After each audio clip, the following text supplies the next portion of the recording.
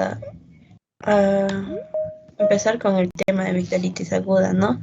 Las amígdalas van a estar situadas a ambos lados del orofaringe, debajo del paladar blando. Estas van a ser una masa de tejido linfoide situadas en la faringe, especialmente en la faringe, protegiendo las vías digestivas y respiratorias de la invasión por microorganismos. Siguiente.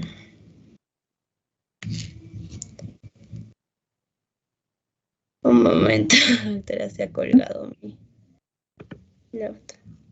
Muy bien, mientras resuelve su problemita Sharely, entonces va a hablar, por lo visto, de las amígdalas palatinas. Recuerden que todas las amígdalas de estos tejidos linfoides están a diversos niveles de la faringe, ¿cierto? Son los que constituyen el famoso anillo de Waldeyer. Entonces, una de las partes del anillo de Waldeyer son las amígdalas palatinas que se encuentran a nivel de la orofaringe, al final de la boca, a nivel de la orofaringe. Muy bien, seguimos. Ya.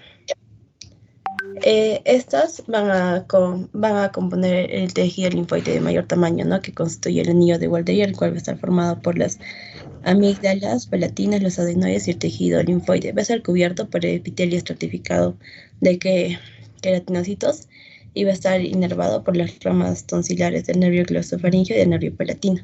Esto se va a encargar de analizar los agentes que van a entrar por la vía oral.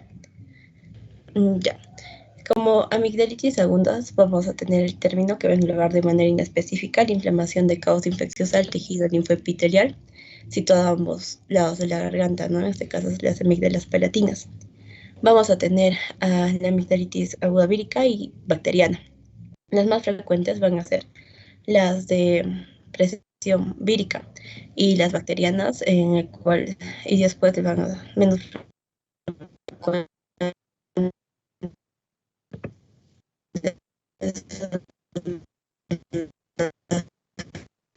Sharely, se te es muy entrecortado.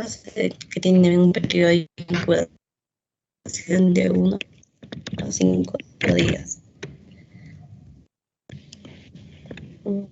Ya. Para estos microorganismos barrido ciliar, ¿no?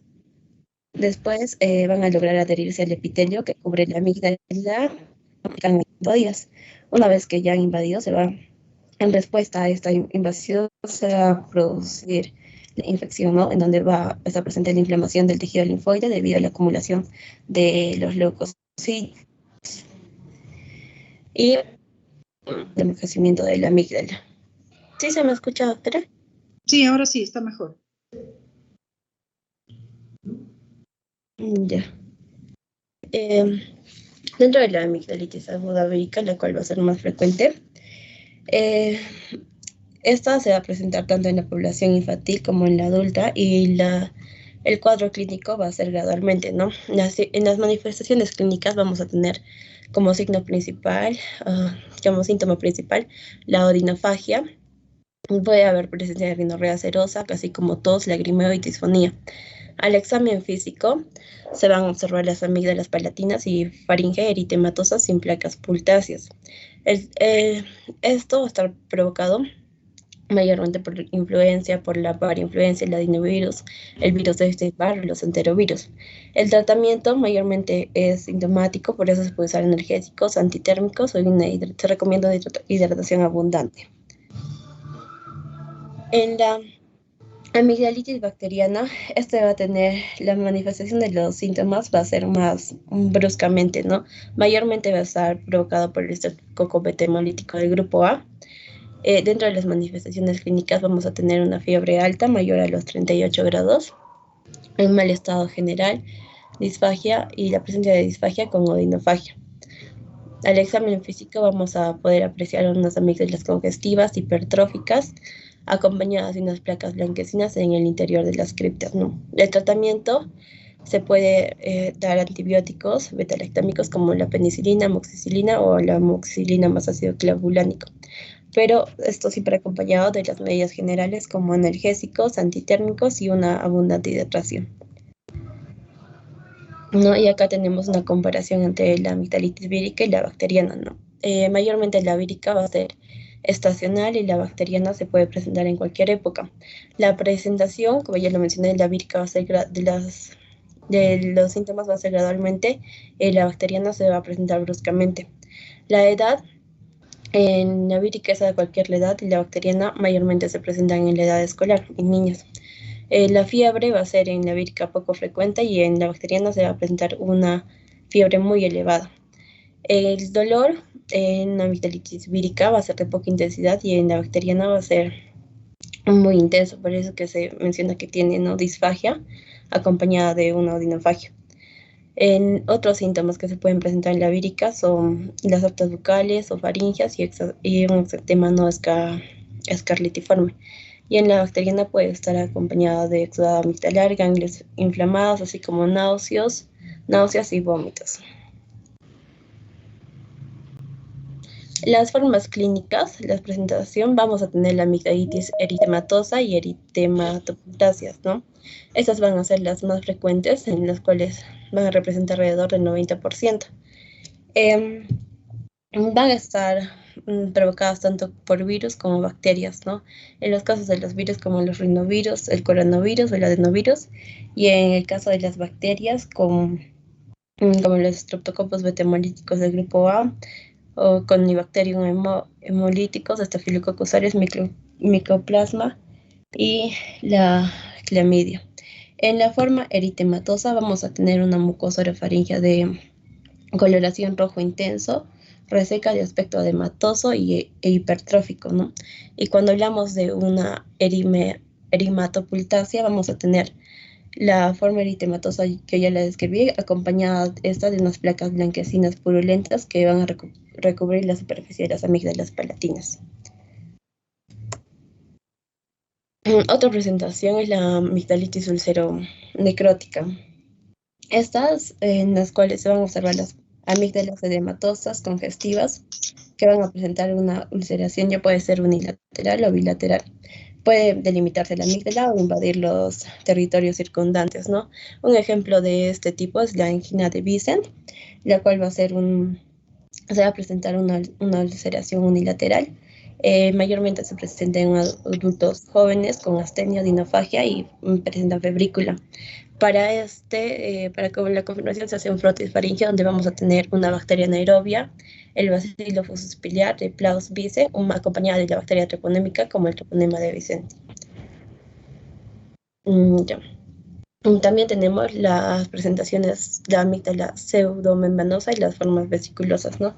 En el caso de la pseudomembranosa va a estar provocada por el virus de Epstein-Barr, en donde se va a ver las amígdalas recubiertas por un exudado blanquecino, espeso, homogéneo, de una coloración media grisácea.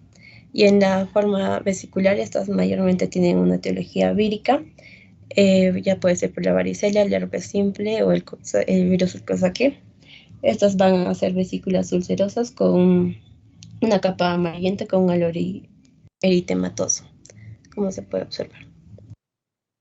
Las complicaciones, vamos a ver que nos puede provocar una obstrucción respiratoria, un absceso perimigdalino, una hipertrofia amigdalina, una glomerulonefritis postestreptocócica y una fiebre reumática.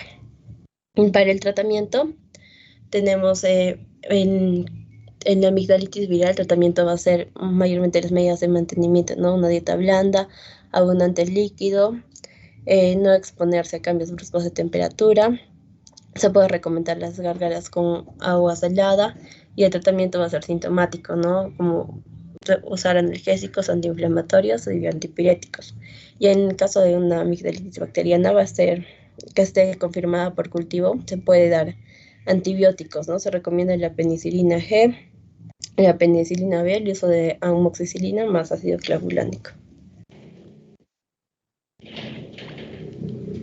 Eso sería todo, doctora. Ya, muy bien. A ver, tu cuestionario, las preguntas. Ya.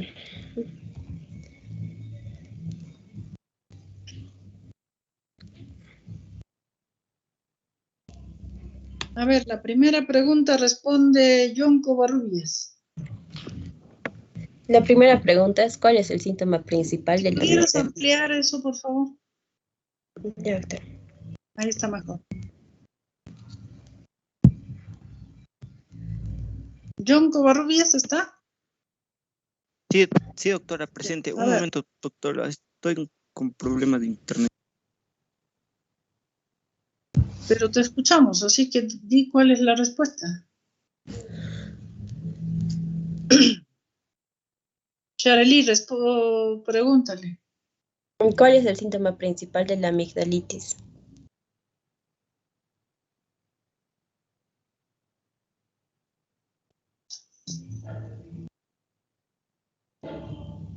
Bien, mientras resuelve su problema. A ver, Alfredo Cuellar, responda a esa pregunta. Presente, doctora. Buenas tardes. Hola. Bueno, el síntoma principal de la amigdalitis sería lo que es la orinofagia o dificultad para la deglución también, con una sensación de estrechamiento justamente por la inflamación de las amígdalas.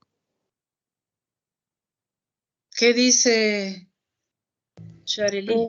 Sí, doctora, es el síntoma principal va a ser la odinofagia, ¿no?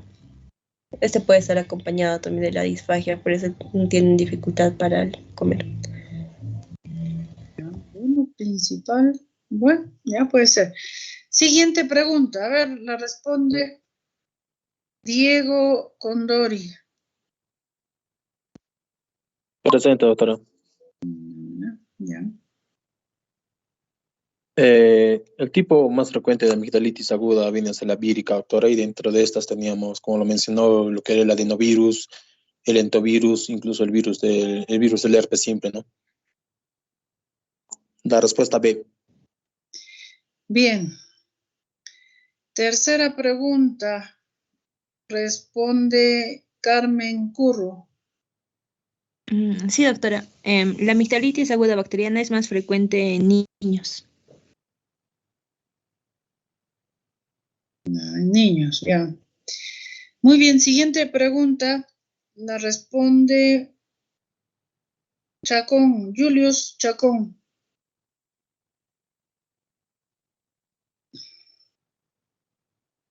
¿Chacón está? Presente, doctora, buenas tardes, ¿me escucha? Buenas tardes. Sí, la pregunta 4 que dice cuál es la presentación clínica más frecuente, la respuesta sería eritematopuctasia. Ya. La respuesta, ¿Está bien?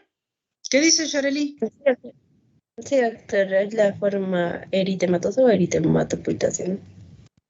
Ya. A ver, Charely, dinos en cada una de esas tres tipos de amigdalitis que has mencionado, ¿cuáles son los gérmenes causantes de cada una de ellas? En la pseudomembranosa más frecuente es esta de ¿Qué te vas alergia de la vírica. C a la anda de orden? Ya, en la eritematopuctasia, la puede ser por virus tanto como bacterias, ¿no? En caso de bacterias, puede estar presente por un estreptococo metamolítico de grupo A. En una úlcera necrótica es más frecuente por el virus de Clostridium, ¿no? Y Está en muy mal una eso. A ver, pseudomembranosa otra es vez. mayormente por... A ver, otra vez de la úlcera necrótica y acabas de exponerlo hace poquito. ¿Quién es el causante de ese? Es el virus de Vicenti, bacteria de Vicenti. Plant Vincent. Y no es una bacteria, es una espiroqueta de Plant Vincent. Muy bien. ¿Y la última? Y la pseudomembranosa es vírica, que puede ser por el virus de Epstein-Barr. Pero hay otra mucho más, no sé qué decir, importante, mucho más famosa, mucho más agresiva, que puede ser hasta mortal, que es su característica es pseudomembranosa. ¿Cuál es? Y no es virus, es bacteria.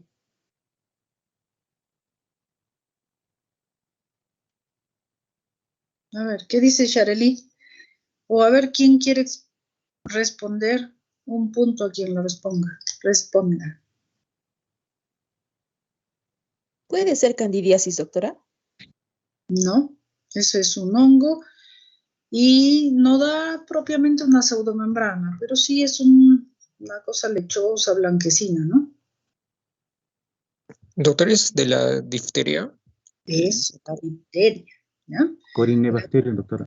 El Corynebacterium difteria, ese sería un germen muy típico que su característica es pseudomembranosa y por cierto no lo ha mencionado para nada vuestra compañera. Muy bien, siguiente pregunta la responde Yulisa. Perdón, ¿quién me respondió del Corynebacterium? No capté el nombre.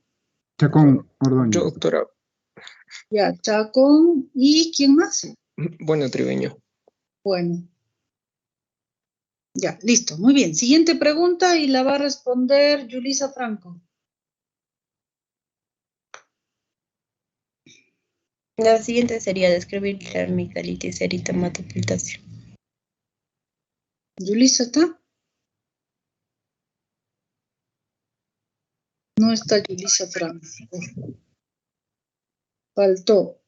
Magali Herrera. Presente, doctora. Bueno, sería, ¿no?, la presencia de que la mucosa orofaringea esté de una coloración roja intensa y que tenga un aspecto, en este caso, edematoso o también hipertrófico, y que esté acompañado, ¿no?, como lo mencionaba, de placas blanquecinas, que éstas sean purulentas. Ya, hipertrófico, la amígdala tiene que estar hipertrófica. No, doctora, la mucosa orofaringea. ¿Hipertrófica? ¿Qué dice Sharely? Doctora, la mucosa orofaringea no va a estar edematosa las amígdalas. A ver, tú misma responde esa pregunta, por favor. Sharely. En una amigdalitis eritematopotásica se va a ver la mucosa orofaringea de coloración roja intensa y con el aspecto va a estar propio de las amígdalas, va a ser edematoso y va a estar acompañada de las placas blanquecinas, ¿no? Ya, entonces, ¿es edema o es hipertrofia o son los dos? Edema, Edema, ¿me estás preguntando o estás respondiendo?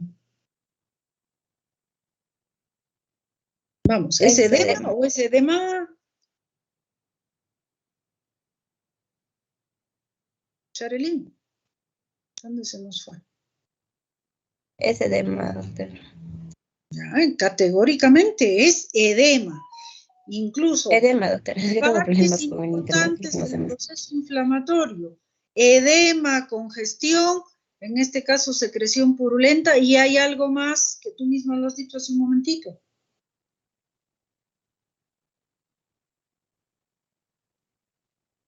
Lo han mencionado varios de tus compañeros. ¿No?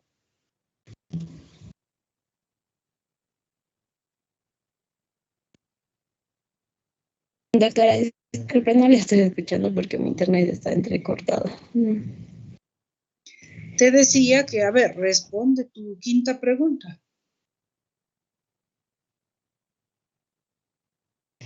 Ya esta mucosa orofaringea de coloración, una coloración rojo intensa con un aspecto edematoso, ¿no? Acompañado de placas blanquecinas purulentas. Ya. A ver, la descripción te referías solo al examen físico o a todo el cuadro clínico. Solo al examen físico. Ya, bien, bueno, si es así, ya. Siguiente pregunta. Responde Jacqueline Escobedo. Doctora, buenas tardes. ¿Le hago la pregunta, doctora? ¿Aló? ¿Se me escucha, doctora? Sí, te escucho. Ya, perdón.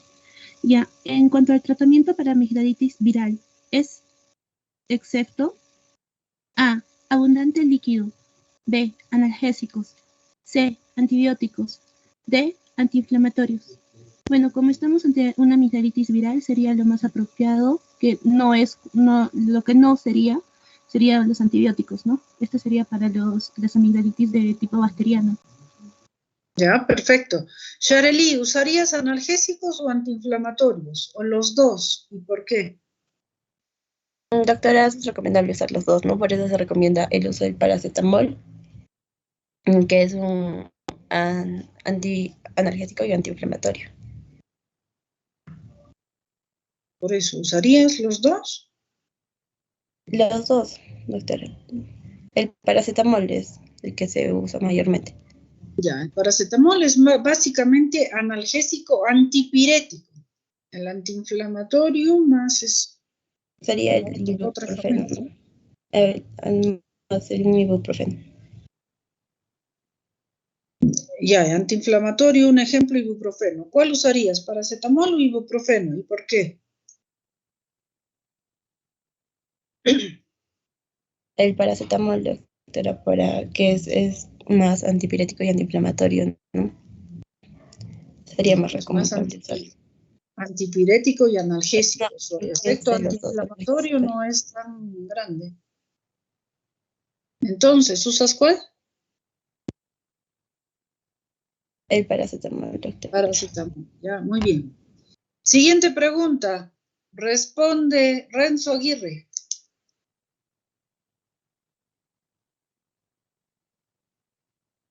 Renzo. Está, faltó.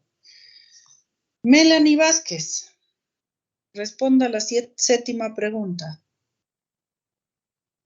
Ya, doctora. Esta va a estar situada a ambos lados de la orofaringe, debajo sobre todo del paladar blando. Ya. Bien. ¿Y entre qué? Más que, bueno, está bien, pero algo falta ahí. A ver, ¿quién lo dice? Carlos Torres. ¿Dónde está situadas las amígdalas palatinas? Doctora.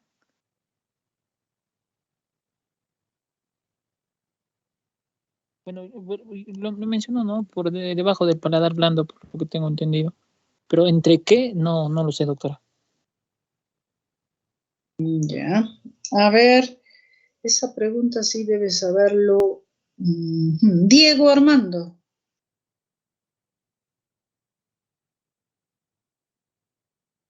Doctorita. Sí, Entre los pilares anteriores y posteriores, doctorita.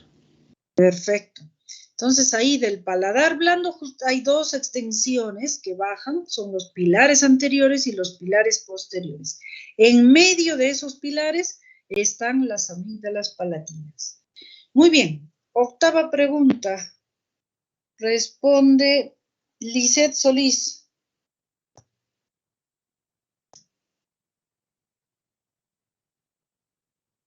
Presente, doctora.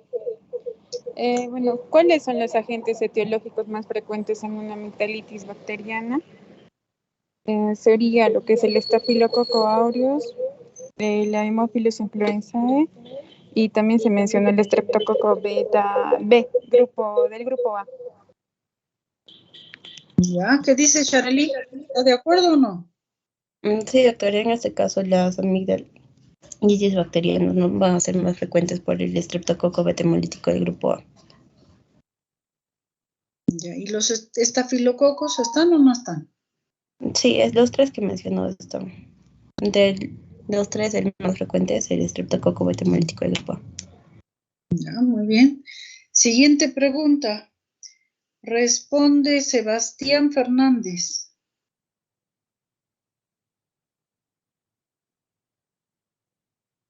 Presente, Sebastián. doctora. Ya. Presente, doctora. Hola. Bueno, ¿cuáles son los agentes etiológicos más frecuentes en una amigdalitis vírica? Mencionó el rinovirus, el Epstein-Barr, el adenovirus y el parainfluenza. Ya. Y Shareli, ¿y el sincitial respiratorio está en ese grupo o no? Doctora. El virus sincitial respiratorio entra en ese grupo de virus que causan amigdalitis o no? Mm, sí, porque sería causada por una enfermedad viral, ¿no? También causa síntomas de resfriado. Bueno, ya. 10ª pregunta, responde Lisbeth Figueroa. Bueno, el cuadro clínico de la amigdalitis bacteriana se presenta gradualmente, ¿verdadero o falso? En este caso, doctora, es falso. Este tiene una evolución progresiva y, bueno, es forma aguda. ¿Qué dice Shareli? Es falso, doctora, porque el cuadro clínico, como lo mencioné, una amigdalitis bacteriana se presenta bruscamente. Por eso el dolor también es más intenso. Ya, muy bien. Bueno, gracias. Deja de compartir y expone su tema Diego Adrián. Doctorita, Dime. disculpe, yo era el primero en exponer, soy flemón y absceso periamigdalino. Está bien, no hay ningún problema. Lo expones después porque incluso se conjunción. Ya no hay ningún problema. Sí. Entonces, ahora escuchamos a Diego y luego Julio. ¿Está bien? Sí, doctora. Ya. ¿Se me escucha, verdad? Te escuchamos un poquito bajo, me parece.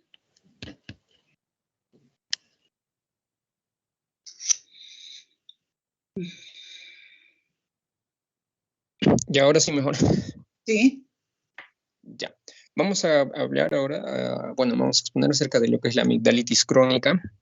Y bueno, vamos a empezar mencionando que esta es la infección persistente de las amígdalas, ¿no? Ya le explicó la compañera anterior que, bueno, la amigdalitis crónica es una enfermedad que se va a caracterizar por la infección persistente de las amígdalas, ¿no? Y va a presentar síntomas intermitentes en ese sentido y durante un periodo superior a 6 meses. Esta descripción también del periodo está un poquito a que agarrarla con pinzas. La verdad he encontrado bastantes definiciones y más adelante les voy a mostrar un cuadro que nos muestran los criterios de Paradise que van a explicar de mejor manera cuáles son los periodos de crisis amigdalina que van a presentar los pacientes, ¿no? Para decir que es una amigdalitis crónica, ¿no? Bueno, característicamente las amígdalas se van a encontrar inflamadas, ¿no? Durante un largo periodo o están sensibles a infecciones recurrentes. En ese sentido, el paciente va a cursar con episodios de estar bien, ¿no? Estar bien y que se le inflamen las amígdalas repetidamente en un año, por ejemplo, ¿no? Yo para ir mencionando, en los criterios de Paradise mencionan aproximadamente 7 amigdalitis, 7 cuadros de amigdalitis en un año, que sí ya estaríamos hablando de una amigdalitis crónica, ¿no? Y bueno, como características vamos a tener que estas usualmente van a cursar con obstrucción de las vías aéreas altas. Esto ya lo mostró también en la anterior exposición Shareli.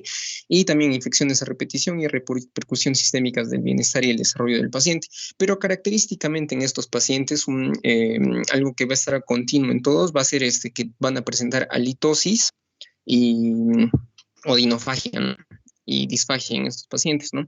Es por eso que en la clínica vamos a ver que existe fiebre recurrente, pero bueno, ¿no? Ya como les menciono, esta puede venir y venir, ¿no? No es que todo el tiempo esté con fiebre.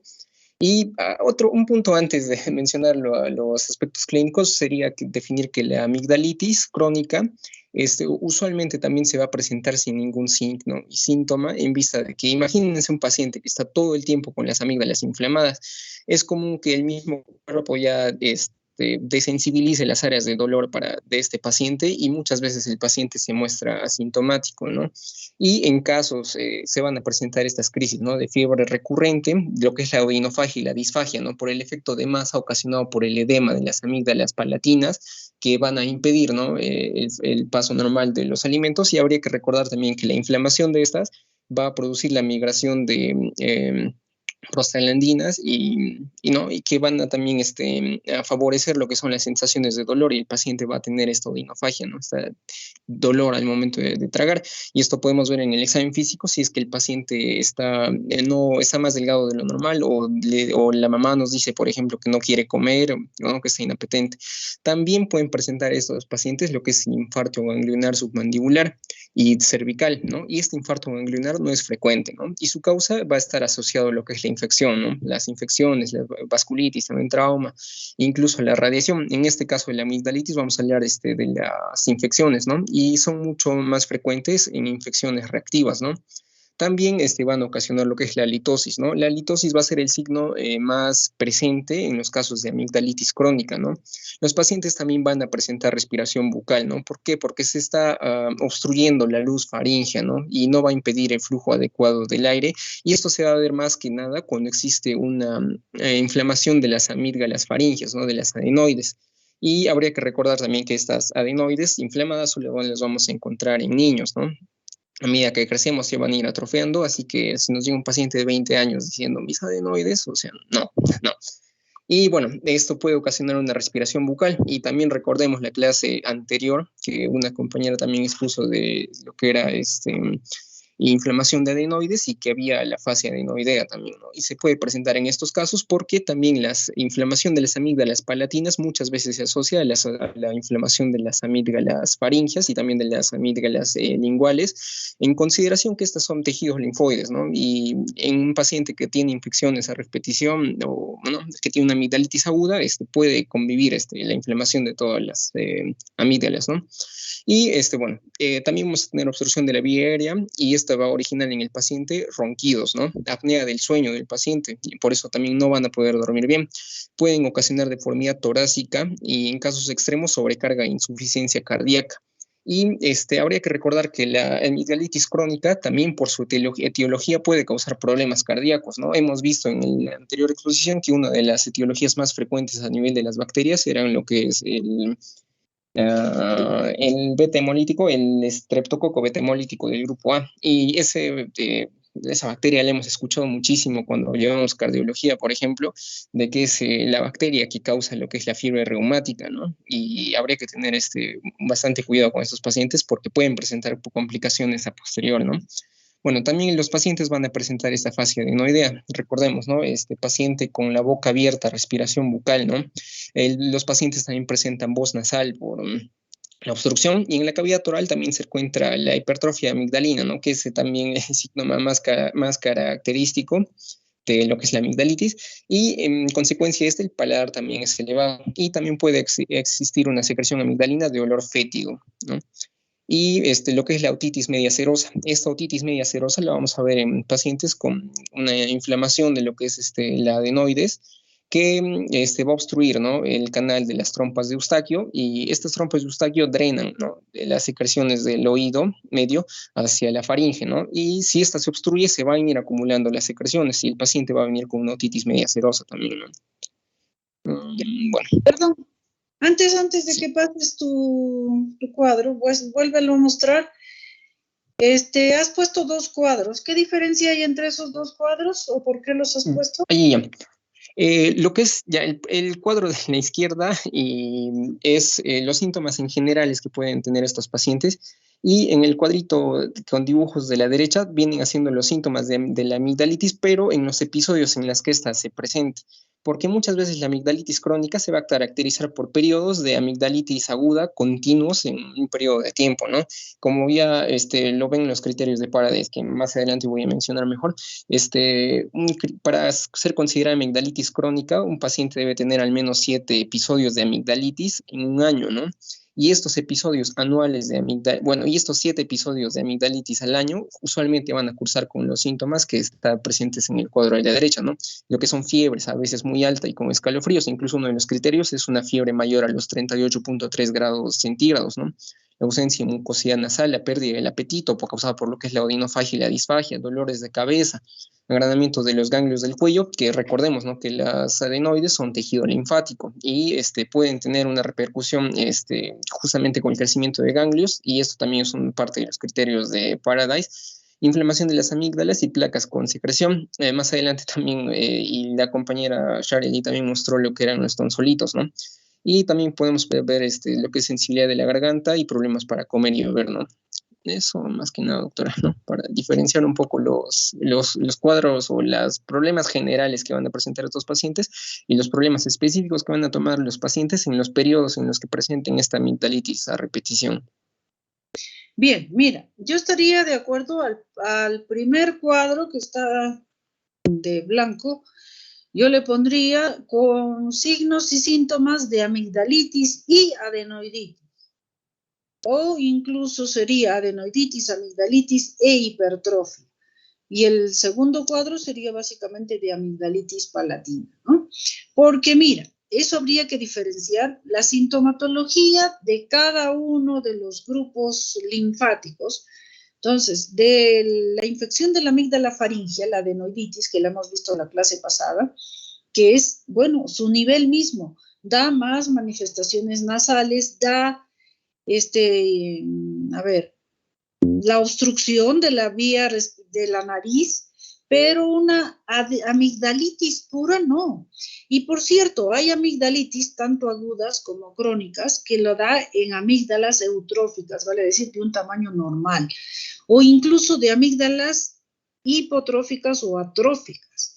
Entonces, por ejemplo, si la infección sería en una amígdala eutrófica, o sea, de tamaño normal, que no sobrepasa los pilares, con el edema quizás llegue un poquito más, pero no va a llegar a juntarse, no tiene por qué producir obstrucción de la vía aérea. La facies adenoidea su nombre lo dice, adenoidea, si es que el problema es hipertrofia de adenoides, no siempre infección. Entonces, no siempre una infección, como en este caso amigdalitis crónica o adenoiditis crónica, no siempre es sinónimo de hipertrofia, ¿ya? La facies adenoidea es signo de hipertrofia adenoidea, con o sin infección. Esas adenoides están grandes, estén o no infectadas. Y, bueno, respiración bucal, voz nasal igualmente. En una amigdalitis no tendría por qué haber voz nasal. Si es que la amigdalitis palatina, es decir, ¿no? Entonces, como digo, el primer cuadro yo le pondría títulos, signos y síntomas de amigdalitis, adenoiditis e hipertrofia adenoamigdalar. El segundo más es de amigdalitis sí, palatina sí, pero por el tipo de fiebre sería más de tipo agudo, porque en el crónico básicamente ya no hay fiebre, igualmente como lo dijo, ya no hay tanto dolor y las manifestaciones son muy sutiles, pero no hay signología adenoidea si es que es puramente de amígdala palatina. Muy bien, seguimos, Diego. Ya, doctora.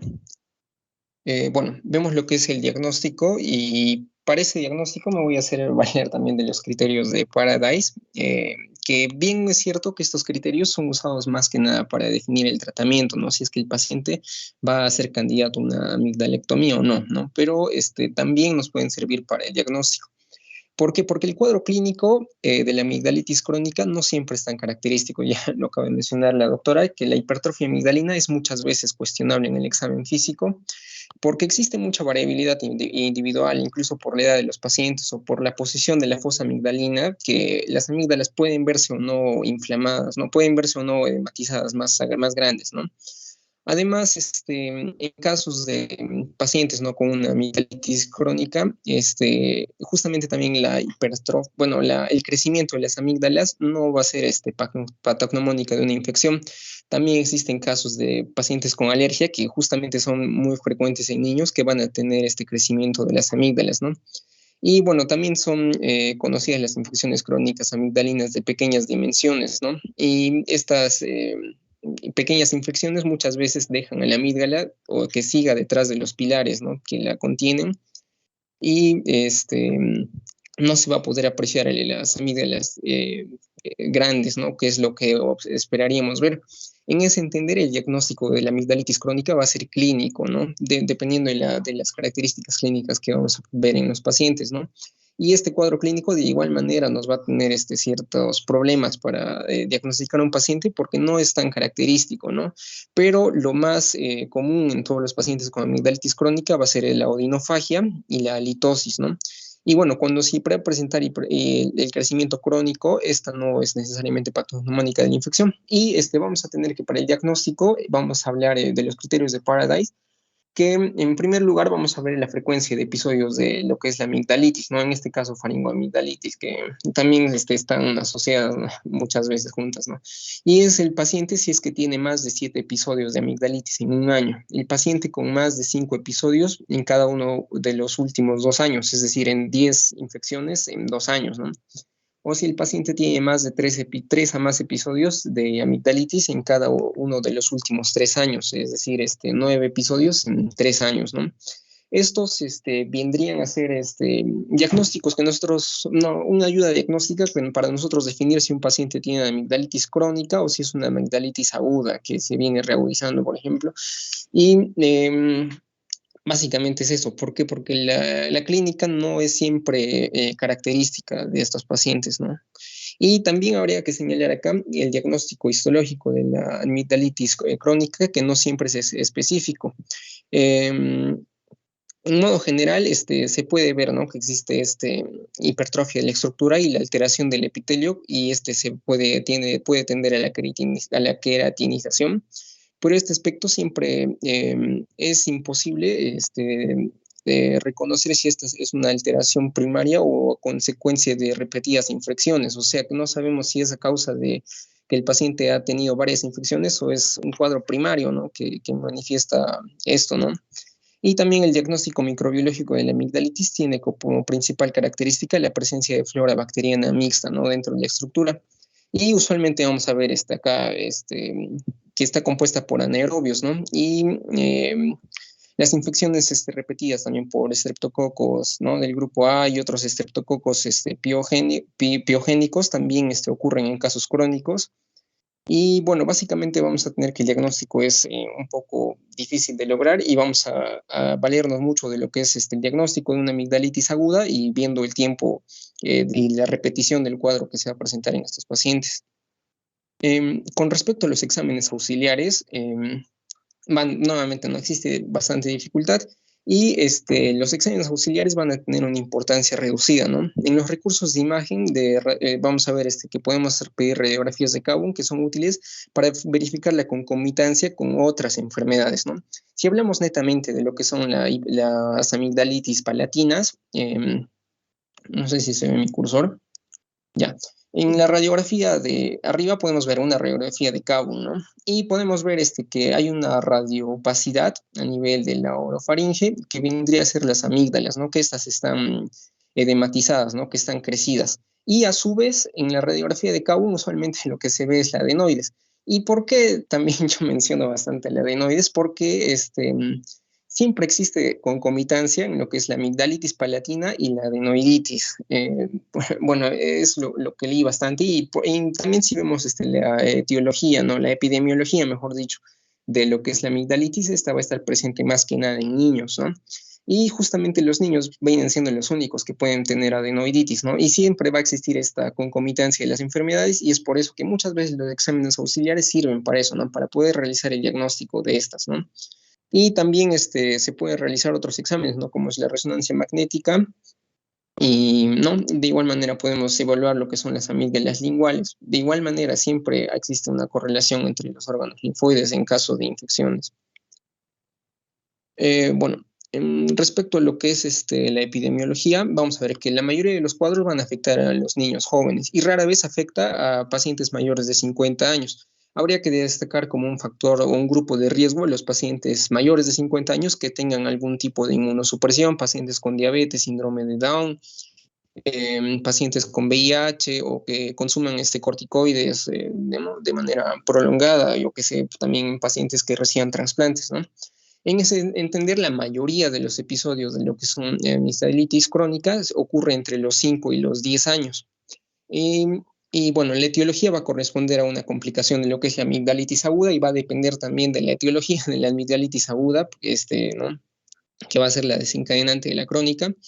Y también se tiene que la infección por estreptococo beta hemolítico del grupo A es la más común, ¿no? Y en consideración hay que tener bastante cuidado, bastante interés en el tratamiento de esta, ¿no?, porque puede ocasionar fiebre reumática, ¿no? Y también es que la infección de los senos paranasales, ¿no?, la sinusitis y la patología infecciosa dental puede ser un factor predisponente para que los pacientes tengan amigdalitis crónica. Y también el déficit inmunológico en la amigdalitis crónica causa lo que es la inmunodeficiencia local. Y bueno, esto también, lo que es la inmunodeficiencia local, se pone cierto énfasis porque solo va a existir una inmunodeficiencia limitada, por así decirlo, y esto se debe porque muchos de estos pacientes no van a presentar infecciones más sistémicas, ¿no? O sea, solo únicamente presentan una infección limitada a las amígdalas, ¿no? Hay episodios, cierto, de que van a presentar fiebre, pero esto se ve reducido a diferencia de la amigdalitis aguda, ¿no? Y por eso se habla de una inmunodeficiencia local.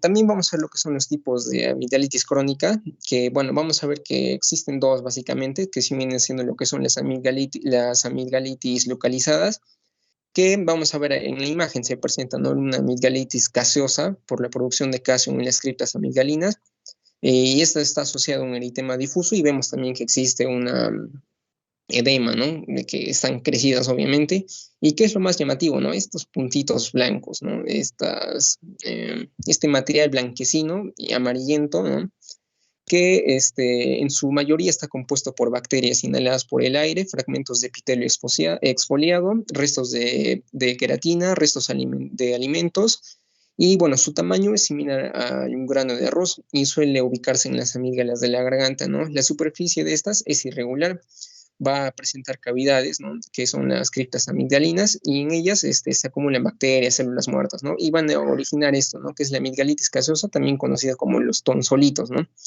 Y muchos pacientes no son conscientes de que tienen tonsolitos. ¿Por qué? Porque los pilares del velo del paladar pueden llegar a esconderlos. Ya hemos visto que en la amigdalitis crónica muchas veces las amígdalas pasan desapercibidas, no se notan que están edematizadas. Y de igual manera pueden ocultarse los tonsolitos, ¿no?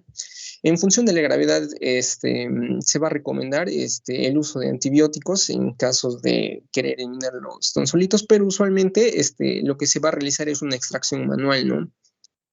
Y también se recomienda a estos pacientes que realicen gárgaras para limpiar los tonsolitos, y también existe una técnica que es la criptólisis amigdalar, que es una técnica láser que va a eliminar las capas superficiales de las amígdalas, y va a eliminar a la vez que elimina, ¿no?, las capas superficiales de las amígdalas, va a eliminar estos tonsolitos, calcium. Y la ventaja de esta técnica, ¿no?, de la criptólisis amigdalar, es que no va a causar lesiones ni sangrado. Y también estos pacientes podríamos pensar en realizarles una amigdalectomía, ¿no? Si es que los pacientes continuamente presenten este calcium, si es que se les extraen los calcium y vuelven a tenerlos rápidamente. Y bueno, ¿no?, y si es que no hay forma de remediarlos, podemos proceder a una extracción, mejor dicho, a una amigdalectomía, en consideración también que las amigdalitis gaseosa puede causar, o mejor dicho, va a llegar a causar también lo que es la halitosis, ¿no?, y siempre es incómodo que en estos pacientes. También se habla de lo que es la amigdalitis difusa, ¿no?, que en los cuadros de amigdalitis difusa encontramos las amígdalas edematizadas, ¿no?, aumentadas de tamaño. Destacando en este tipo los cuadros obstructivos, que muchas veces dan lugar a lo que son ronquidos, ¿no?, por una obstrucción de la vía aérea, siendo este último también un motivo para realizar una amigdalectomía. Y en ese sentido vamos a ver lo que es el tratamiento, ¿no? El tratamiento que hemos visto en la amigdalitis aguda es el que también debe llevarse en los pacientes, si es que estos van a presentar episodios, ¿no?, de amigdalitis, que hemos visto, ¿no?, que se va a repetir varias veces en el tiempo, y de igual manera debe realizarse este tratamiento, ¿no?, el uso de antibióticos y de analgésicos y de antiinflamatorios, ¿no?, viendo obviamente una evaluación del paciente.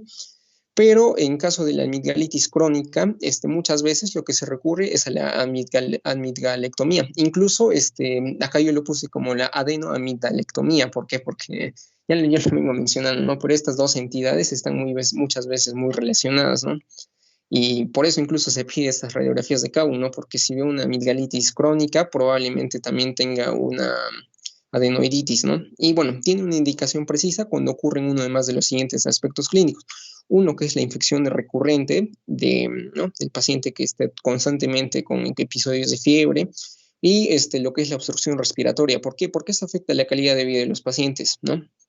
Y bueno, los pacientes con infecciones recurrentes, la cirugía reduce el número de episodios infecciosos posteriores y mejora de igual manera la respiración nasal en caso de extraer también lo que es la adenoides.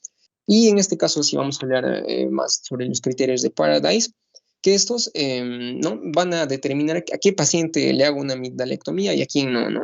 Como criterios vamos a hablar de la frecuencia de los episodios, ¿no? Esto ya lo hablé un poco antes, ¿no? 7 episodios en un año, de 7 a más, 5 a más en 2 años y 3 a más episodios en 3 años, ¿no? Obviamente repitiéndose 5 episodios cada año en 2 años, ¿no? Y 3 episodios cada año en 3 años.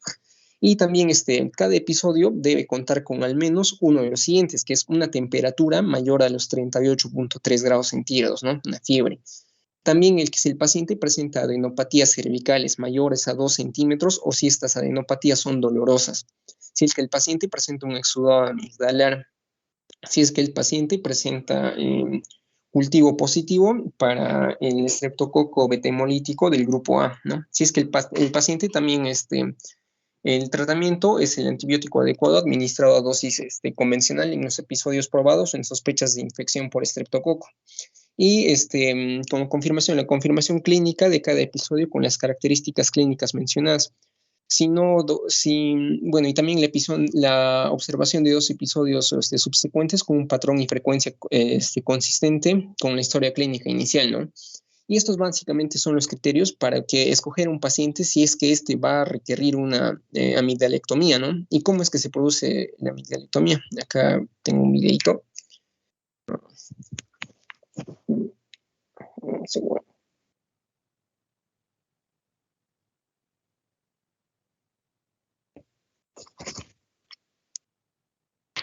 Ya. Voy a adelantarlo. Ya. La amigdalectomía es la extracción quirúrgica de las amígdalas palatinas, ¿no? Acá podemos verlas, ¿no? Que están inflamadas. Y hay que recordar que la función de las amígdalas es que estas son un órgano linfoide y por eso van a tener una función importante en lo que es la inmunidad. Acá podemos ver las adenoides, que también podemos ver que están crecidas, ¿no? Ajá. Acá vemos que estas se inflaman en cuadros infecciosos y ocasionan la amigdalitis, ¿no? Bueno, acá nos presenta los síntomas de la amigdalitis, ¿no? Fiebre, que ya mencioné, tiene que ser mayor de 38.3 grados centígrados. Y se me para el video.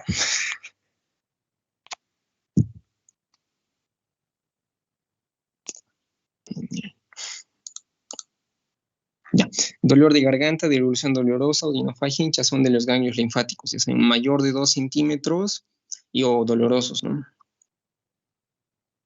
Y bueno, también hay que destacar, y se menciona en el video, no creo que no se escucha, que esta es más frecuente en lo que son los niños, ¿no?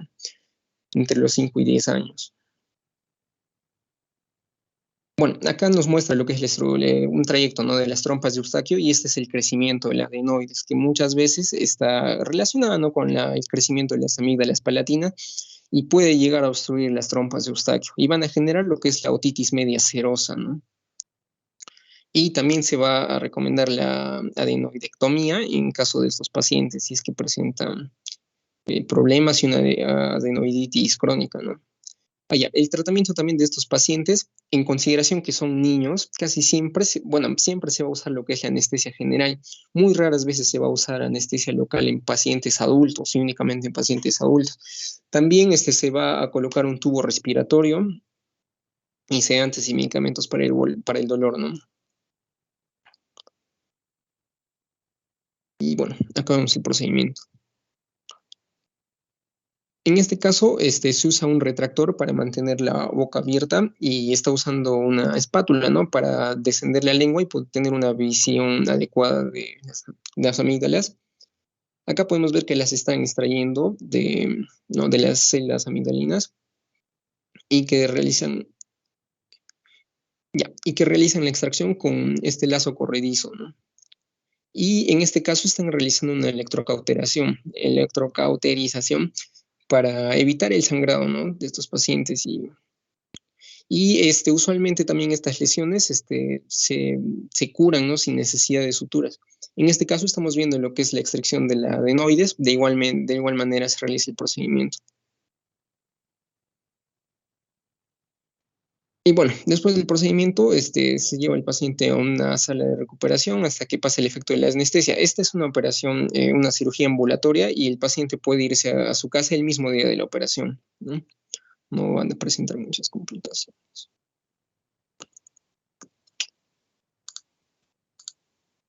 Y eso sería todo.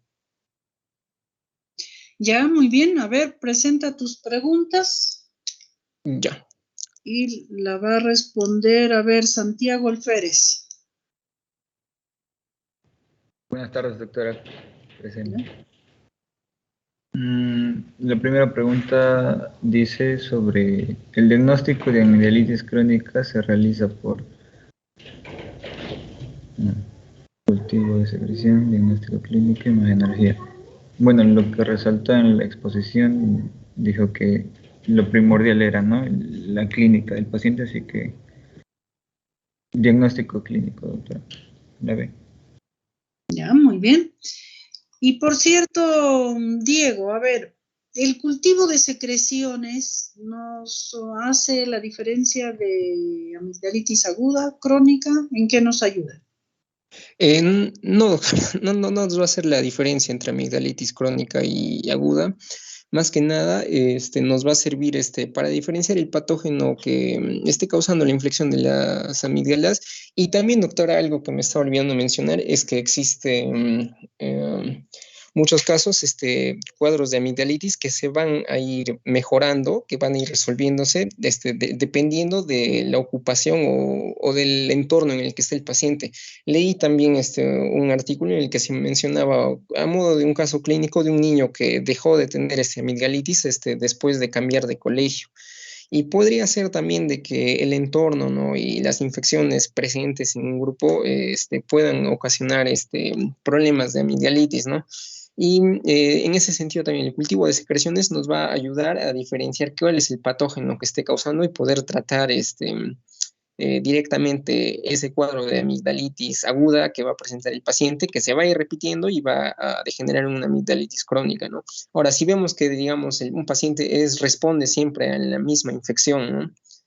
Siempre es infección por estreptococo, que es lo más común, ya podemos pensar, además del tratamiento que va a recibir este paciente, que a lo mejor tiene un factor predisponente, un factor de riesgo, que hay un foco infeccioso en su convivencia diaria, no sé, y eso sería una manera en la que nos puede ayudar el cultivo de secreciones, pero básicamente el diagnóstico es clínico.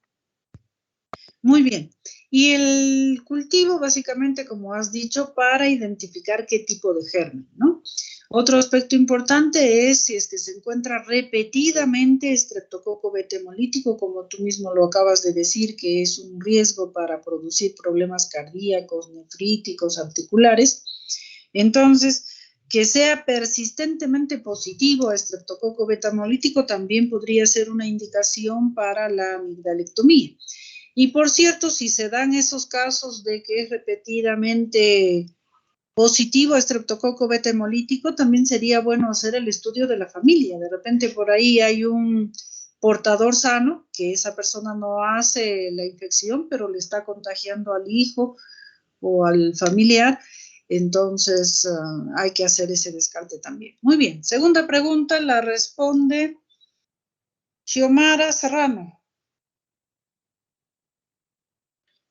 Sí, doctora, presente.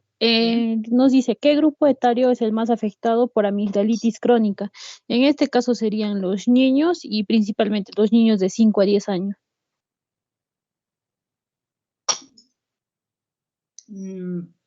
Niños, bien. Siguiente pregunta, la responde Pavel Serrano.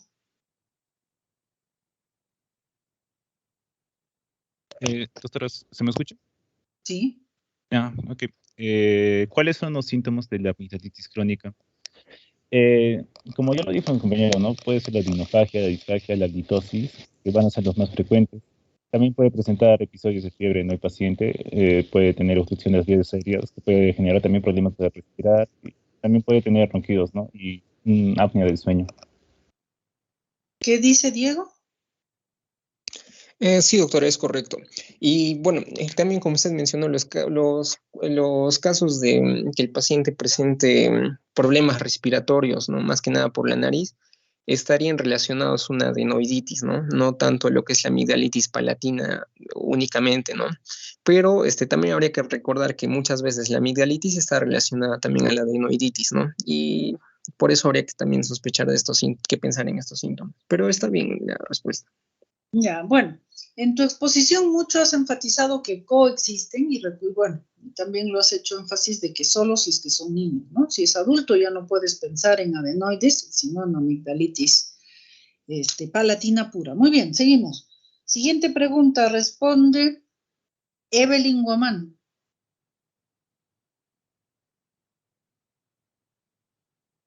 Evelyn. Sí, doctora. La pregunta de Juan, ¿cuáles son las frecuencias? Como le mencionó mi compañero, puede ser 7 episodios o más. Te escucho muy bajito, Evelyn, casi no logro escucharte. Ahora, doctora. A ver, ¿cuál es la respuesta? Como le dije a mi compañero, puede ser de 7 episodios a más, ¿no? En un año. También puede ser 5 o más episodios por año, bueno, en 2 años, ¿no? O 3 o más episodios por año, o bueno, es esto en 3 años. Ya, ¿qué dice Diego? ¿Está correcto o no? Sí, doctora, es correcto. Esos son los criterios de Paradis, ¿no? En cuanto a la repetición al tiempo de la amigdalitis crónica. Muy bien, Esmeralda Coa responde la siguiente pregunta. Buenas tardes, doctora. La amigdalectomía se suele solicitar con otra extirpación en niños. Sería la respuesta a adenoides. Ya, muy bien. Siguiente pregunta, la responde Stephanie Castillo. Buenas tardes, doctora. Hola. A ver. En los criterios de Paradise, cada episodio de amigdalitis debe tener al menos una de las siguientes. Bueno, se mencionó sobre la temperatura mayor a 38.3 grados centígrados, adenopatías cervicales mayor a 2 centímetros, exudado amigdalar y cultivo positivo para estreptococo beta hemolítico del grupo 1. La B, doctora. Ya. Bien, siguiente pregunta. La responde Mariela Guamán. Doctora, buenas tardes. ¿Son factores predisponentes de amigdalitis crónica? En este caso sería la B, una sinusitis e infecciones dentales. Ya, muy bien. Siguiente pregunta, la responde Yoshimardo.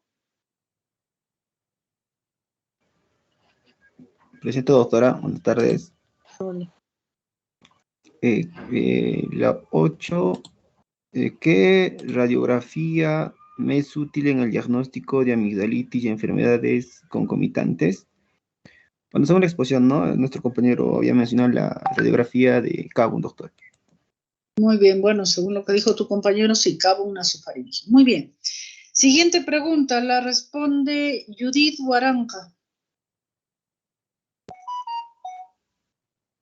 Sí, la siguiente pregunta es, ¿qué son los tonsilitos? Bueno, los tonsilitos, ¿no? Son un material blanquecino o amarillento. Generalmente estos van a estar compuestos por bacterias. Pueden tener también fragmentos de epitelio, restos de queratina, restos de alimentos o mocos, ¿no? Y su tamaño va a ser similar, ¿no? Al de un grano de arroz. Y estos tonsilitos, ¿no? Van a estar a nivel de las amígdalas, doctora. ¿Qué amígdalas? En este caso serían las palatinas, doctora, o una amigdalitis, doctora. A ver. Ya. Amigdalitis. Bueno, amígdalas palatinas. A ver, luego vamos a aclarar. Ya, sigue. Siguiente pregunta. La responde Arrons Wilka. Presente, doctora. Diego, tu siguiente pregunta. Reconozca la amígdala palatina en la siguiente imagen. Bueno, en la amígdala palatina va a ser la imagen D, ¿no? Ahí después tenemos la imagen E, que es la lengua, la imagen C, que es la úvula, la imagen B, que es el paladar blando, y la imagen A, que es el paladar duro. Entonces, la imagen D sería la amígdala palatina, doctora. Muy bien, perfecto. Diego, ¿puedes ampliar esa imagen? Aprovechando esa imagen, quiero hablarles algo. ¿Se puede ampliar? No. A ver, lo voy a ampliar. Ya.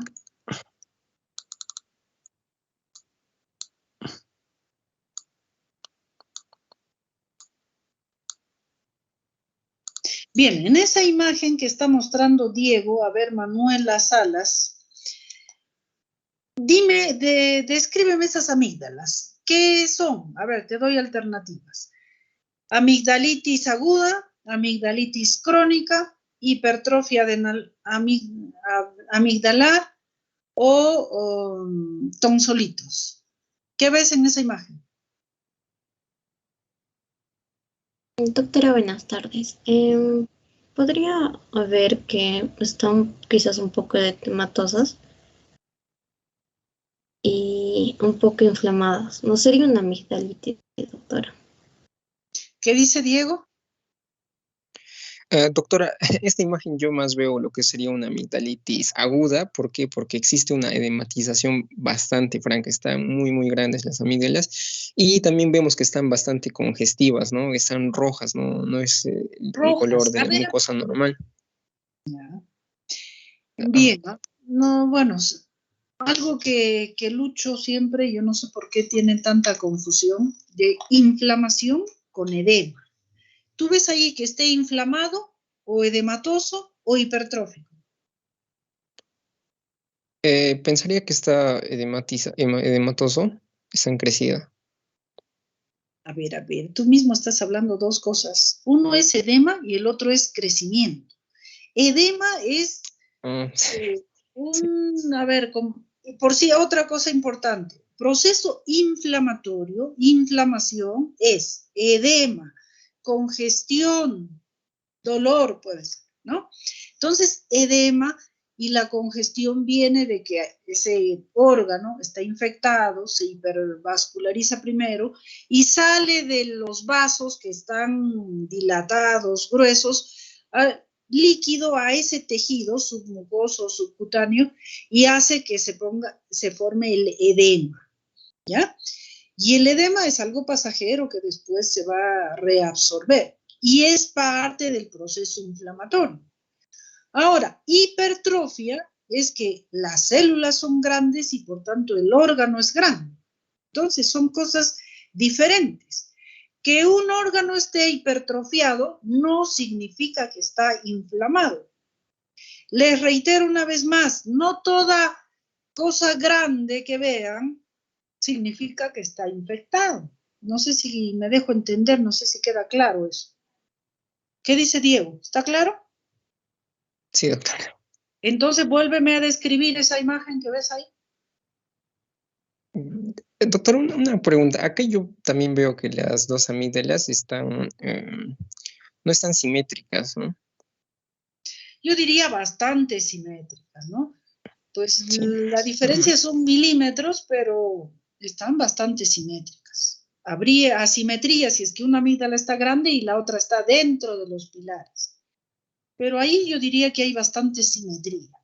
Bien, describe esas imágenes fuera de su mínima asimetría. Ya. Bueno, en este caso yo veo las amígdalas que se encuentran congestivas. No sé si se ve el cursor. Acá yo veo...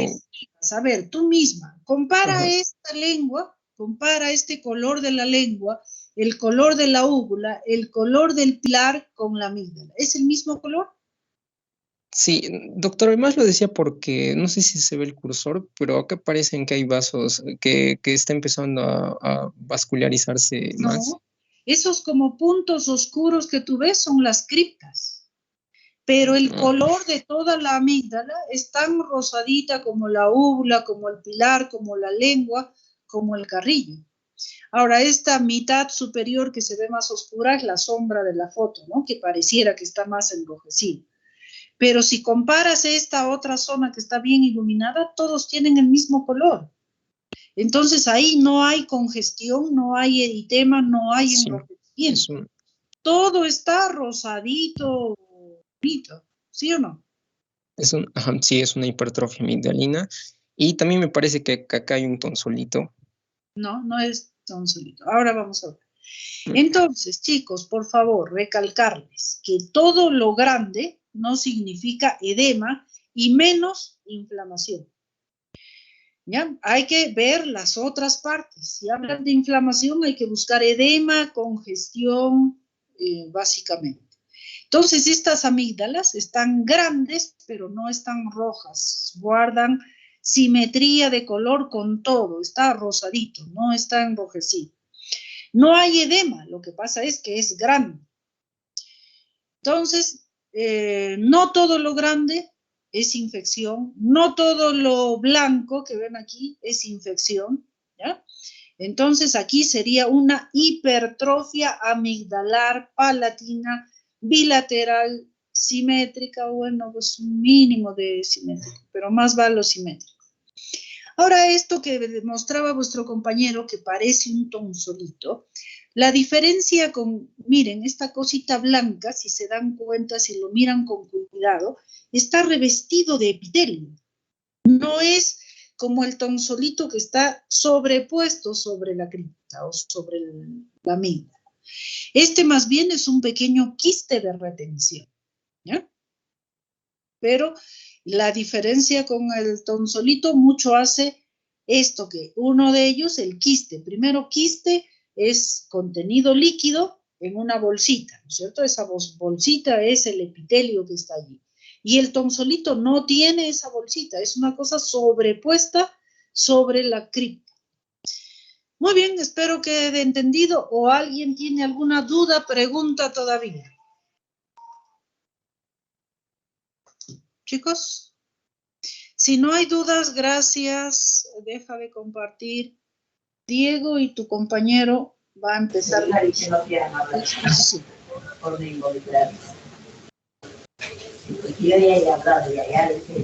La AMPA yo sí sabía, porque en el equipo fue la nena. De eso le hagan la Yesenia. Y quechua. A ver, a María José, avísenle que apague su... Creo que yo... Doctora, ¿se ve? Disculpe, doctora. Sí se ve. Adelante, Julio.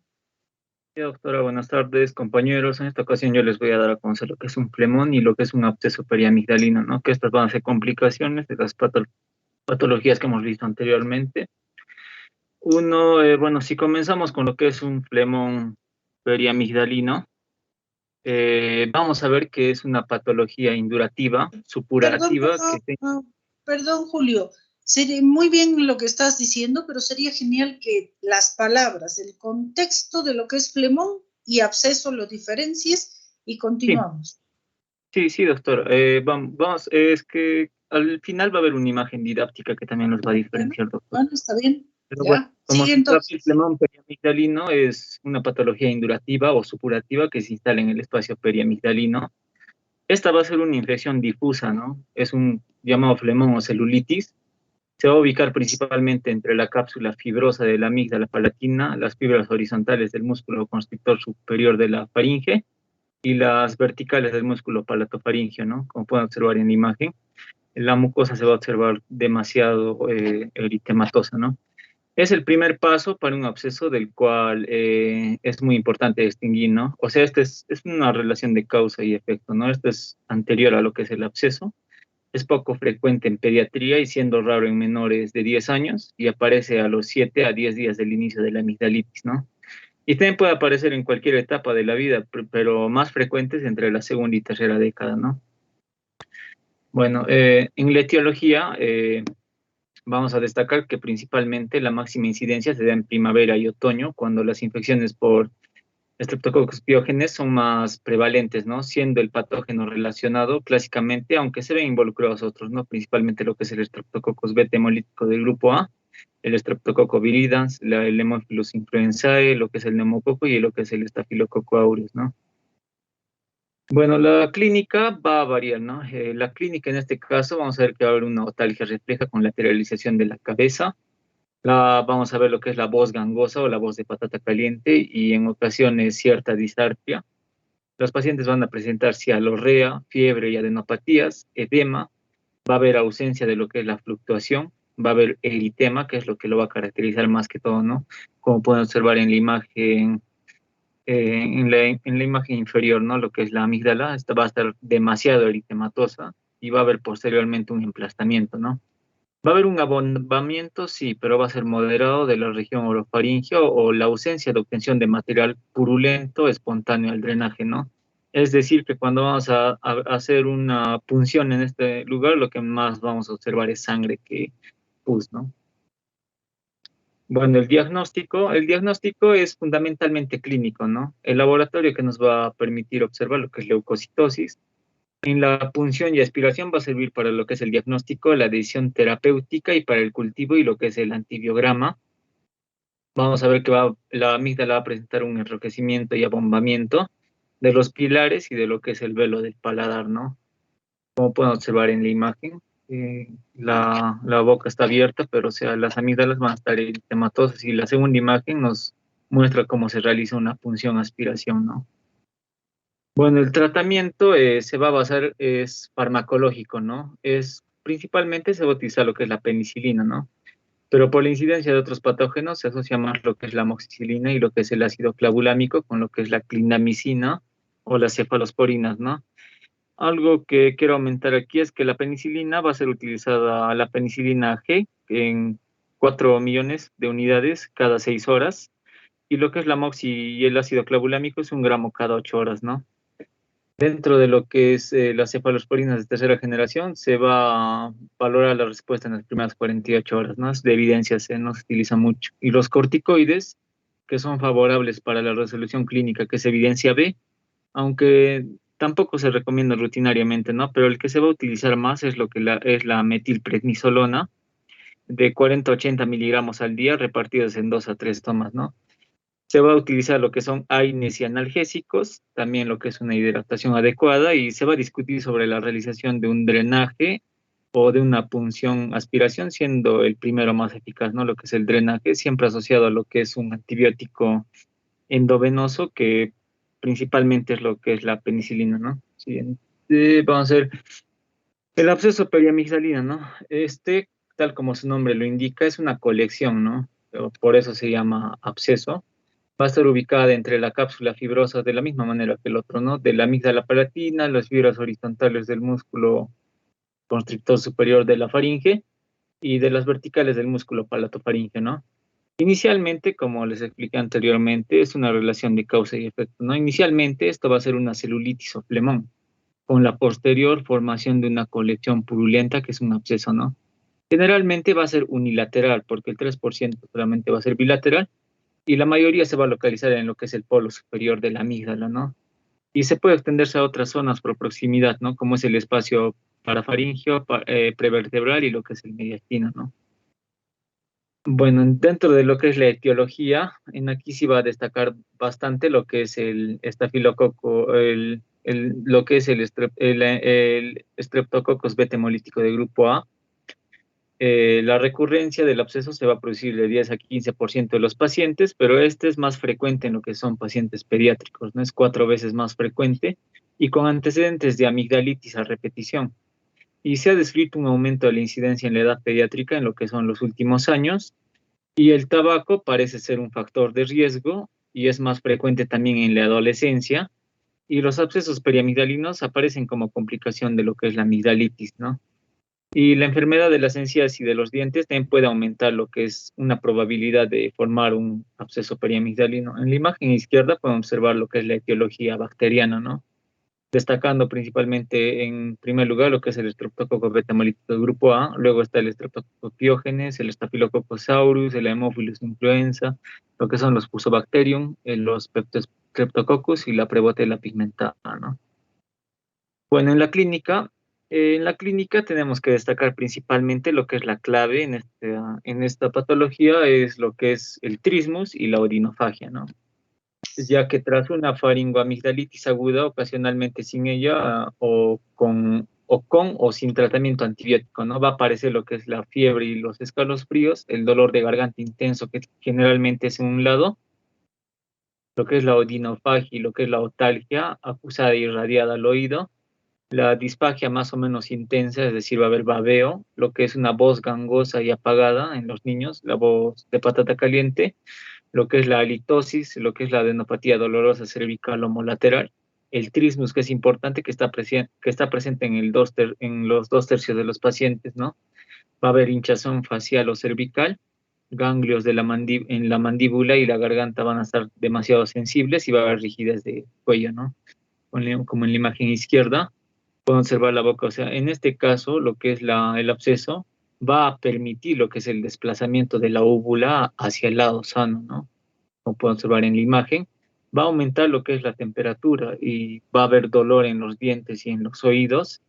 Vamos a ver que también la voz va a ser gangosa, va a haber dolor de cabeza, va a haber inflamación de lo que son los ganglios y va a haber debilidad y lo que es fatiga, ¿no?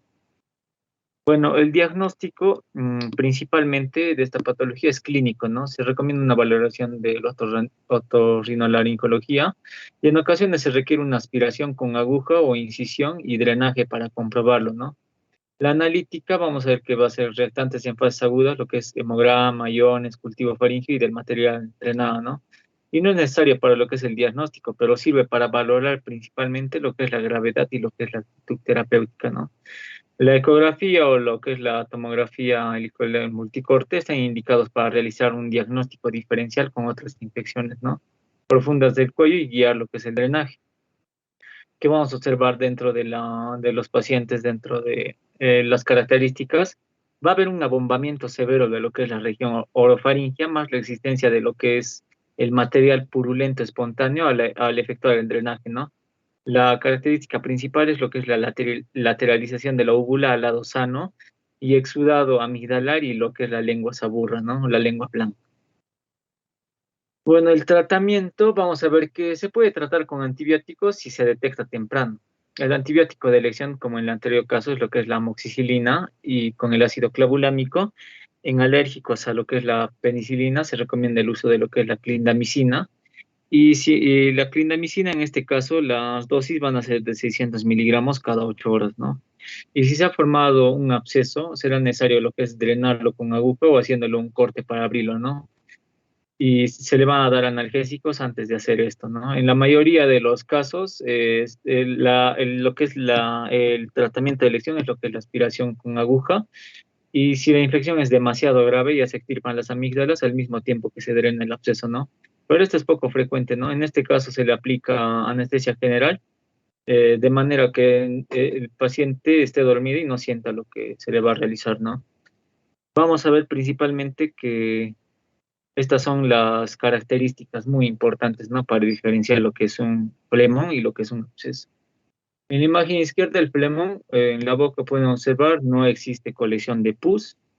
Es una inflamación aguda infecciosa bacteriana, purulenta y mal delimitada del tejido sólido. ¿Por qué se va a caracterizar? Es un dolor intenso y generalizado, los bordes van a estar difusos, va a haber mayor severidad y involucra lo que son bacterias aerobias, ¿no? Principalmente lo que en la clínica vamos a ver, o en la boca vamos a ver edema, va a haber ausencia de fluctuación, va a haber eritema principalmente y posteriormente emplazamiento, ¿no? La óvula no se va a desplazar al lado sano porque no se va a evidenciar lo que es una colección, ¿no? En cambio, en el absceso existe colección de pus, la inflamación va a ser aguda, infecciosa, bacteriana, también purulenta, pero esta va a ser bien delimitada que va a destruir totalmente los tejidos donde se forman, ¿no? Las características va a ser un dolor intenso y localizado, van a haber bordes bien definidos, va a haber menor severidad y va a involucrar lo que son bacterias anaerobias, ¿no? En la clínica, en la boca podemos observar fluctuación central que se extiende a la periferia, empastados del principio y lo que es la úvula desplazada hacia el lado sano. ¿Cómo lo diferenciamos al realizar la punción? Punzamos flemón, sale sangre más que todo. Punzamos absceso, va a salir pus. Y bueno, sería todo, doctor. Ya, a ver, muéstrame tu última. Bueno, primero vamos a las preguntas. A ver. Ok, doctor. Responde Noelí Rodríguez. Ya, doctora. ¿Cuál de las dos patologías produce lateralización de la úvula al lado sano? Sería el absceso periamigdalino. ¿Qué dice Julio? Sí, doctora, efectivamente, lo que es un absceso va a producir lo que es la lateralización de la úvula hacia el lado sano, ¿no? Ya, bueno, no estoy muy de acuerdo, pero está bien, es lo que has expuesto. Siguiente pregunta. Responde Yoshira Pillaka. Doctora, buenas tardes. ¿Cuál de las patologías es poco frecuente en pacientes pediátricos? Según lo que expuso mi compañero, el flemón periamigdalino es poco frecuente en los pacientes pediátricos, doctora. ¿Qué dice Julio? Sí, doctor, tal como le he expuesto, es más frecuente en lo que son la segunda y la tercera década, doctora. Es poco frecuente en pacientes pediátricos. Por eso, ambos son poco frecuentes. En los niños casi no se ve ni flemón ni absceso, diría yo. Muy bien, siguiente pregunta. Germán Peláez la responde.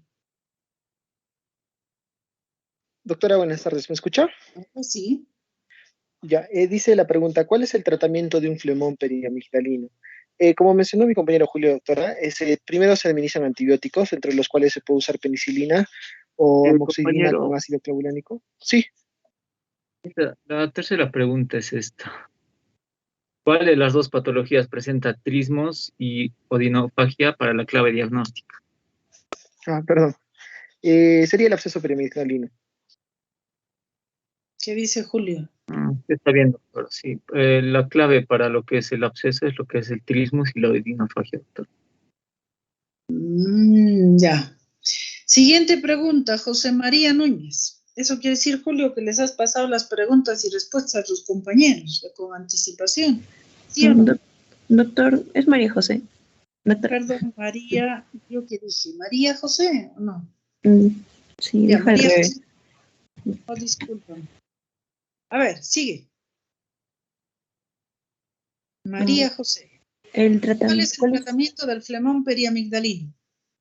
Bueno, doctor, se pueden usar primero antibióticos como la penicilina, como mencionó el compañero en la exposición, o también una combinación de amoxicilina más clavulánico. También se pueden usar corticoides como la metilprednisolona. También se puede hacer un tratamiento quirúrgico, un drenaje de estos abscesos o del flemón, y también hidratación adecuada al paciente. ¿Drenaje del flemón? ¿Se hace drenaje en el flemón? Drenaje quirúrgico. No.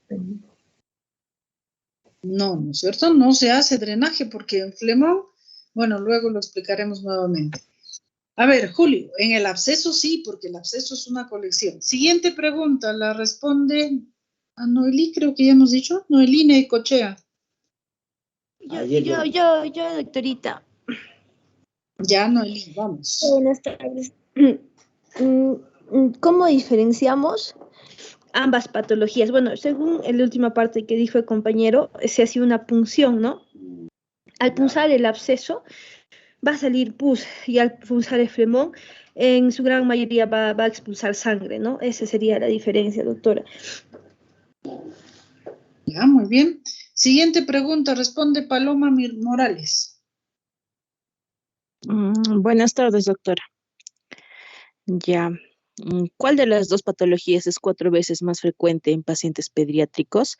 El absceso periamigdalino, doctor, es más frecuente en pediátricos, como expuso el compañero. ¿Qué dice Julio? Sí, doctora, de acuerdo a la bibliografía que revisé, sí, lo más frecuente esto era en lo que son ¿Qué pediátricos. bibliografía es?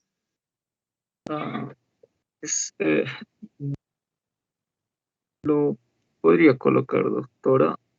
Ya, bueno, bien. Mientras tanto, la siguiente pregunta responde Doris Huiza.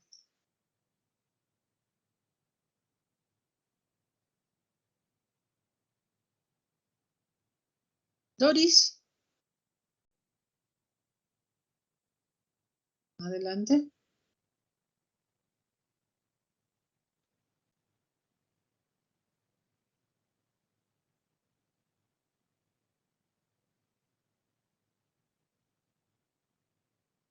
Ya, muy bien.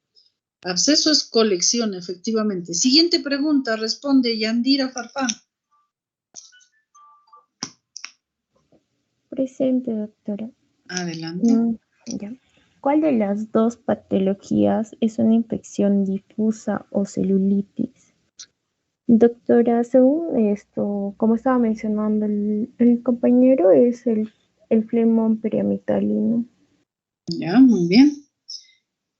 ¿Terminamos o hay otra pregunta para Solange Batallanos?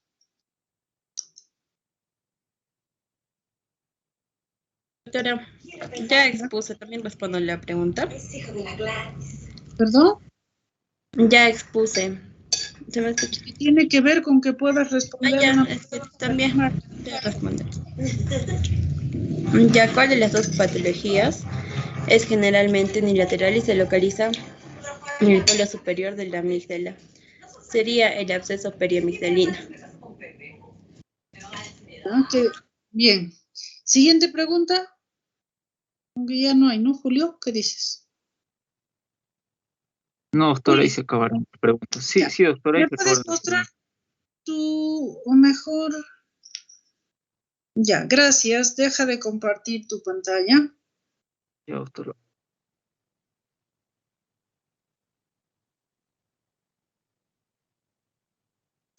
Bien, como inicialmente vuestro compañero dijo, el absceso y flemón prácticamente son etapas evolutivas del mismo proceso. Ambos son proceso infeccioso bacteriano, por cierto, ¿no? Entonces, en la etapa de flemón es que todo está congestionado, todo está edematizado y todo es una gran zona de batalla entre los gérmenes y los leucocitos y macrófagos y demás. Entonces, ¿se ve mi pantalla, chicos? ¿O todavía? No, doctora. Aún no, doctora.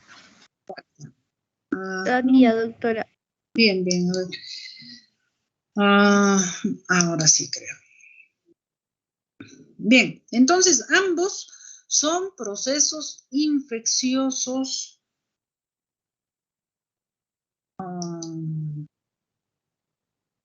¿Qué pasó aquí? Bacterianos. En la etapa de flemón es una infección difusa en todo el tejido, ¿no? Entonces se le llama flemón y si es a nivel de piel se le llama celulitis. Pero igual no estoy compartiendo. Sí, ¿dónde está la compartida?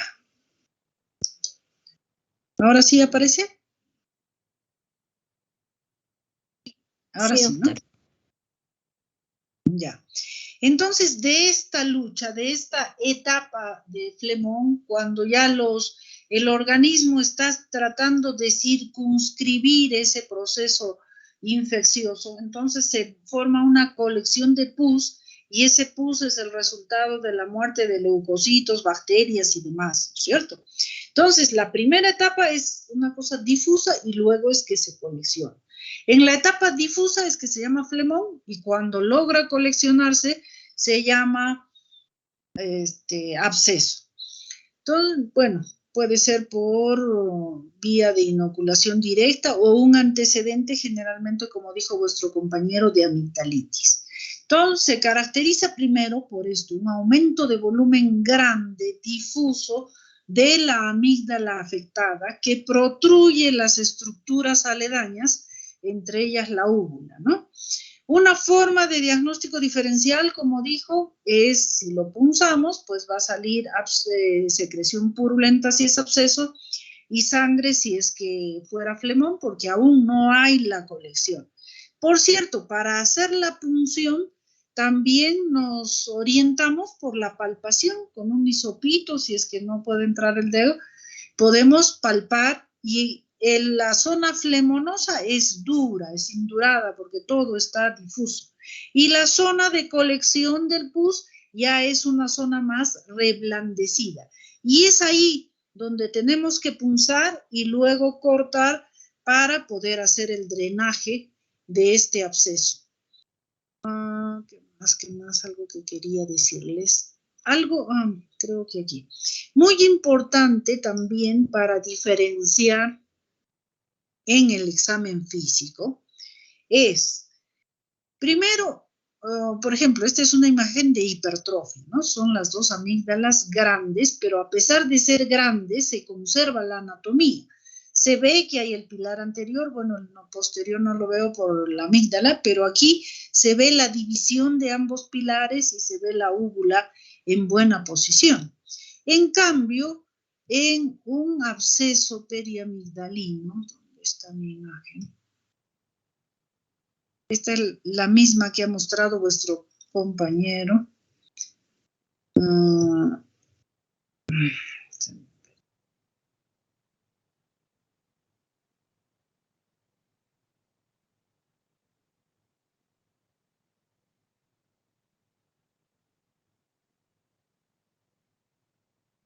Bueno, en este momento, aquí está, me parece. Miren, en el absceso se pierde la anatomía de la amígdala. ¿Dónde está mi cursor? O aquí en el esquema incluso se ve mejor. Que se pierde la anatomía del absceso, de la amígdala.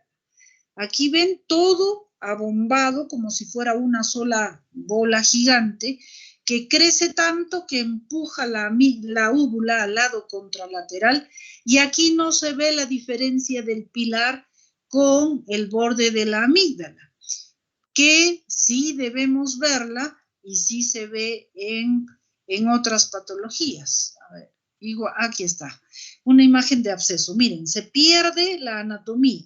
No hay esta división de los pilares posterior y anterior y esta escotadura que divide también la úvula. Se pierde todo eso y se vuelve como una masa gigante. Entonces hay pérdida de la anatomía por el gran edema que ocasiona el absceso. Otro aspecto importante que debemos recordar es en cuanto a la signo-sintomatología y al tratamiento.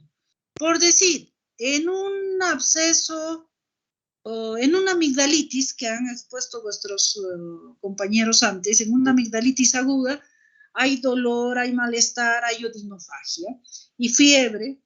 Entonces, pero el absceso y el flemón es peor. Si en uno tiene, por decir, fiebre 38, el otro tiene fiebre 39. Si en una amigdalitis hay un dolor, por decir, 6, en un absceso periamigdalino hay 9 o 10. Si en una amigdalitis eritematopulácea la odinofagia es 4 o 5, en un absceso o flemón periamigdalino es 8, 9, no puede tragar ni la saliva. Entonces la saliva pues se le babea porque no puede pasar hacia adentro. A lo que quiero referirles con esto, que el cuadro es mucho más intenso en un flemón o absceso periamigdalino en relación a una amigdalitis eritematopulácea común. Incluso en los exámenes auxiliares. En una amigdalitis aguda, pues tendremos 14.000 leucocitos, por ejemplo. En un flemón o absceso periamigdalino tendremos más de 20.000 leucocitos. Entonces, la intensidad de manifestación clínica, manifestación laboratorial es mucho más intensa y por lo tanto también el tratamiento debe ser mucho más enérgico. ¿Por qué? Tenemos un paciente que pues puede deshidratarse, pues no traga ni la saliva y menos va a tragar líquidos. Tiene intenso dolor que hay que darle sus analgésicos y antiinflamatorios.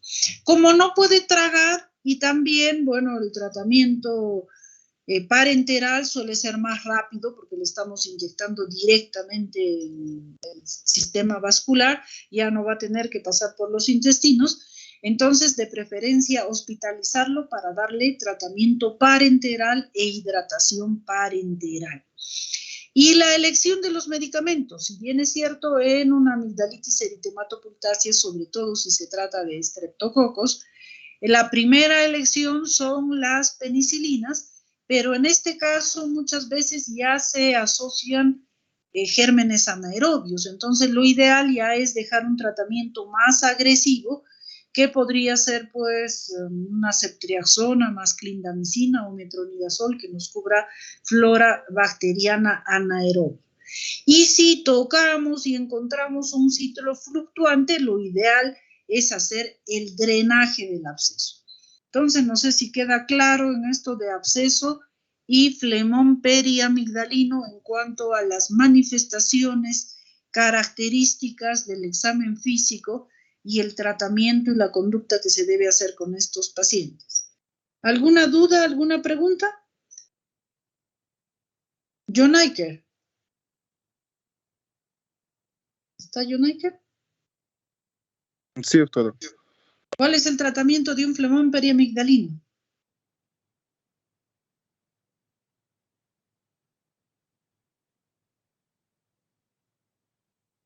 Nada, no estuvo en clase. Milagros. ¿Cuál es el tratamiento de un flemón periamigdalino?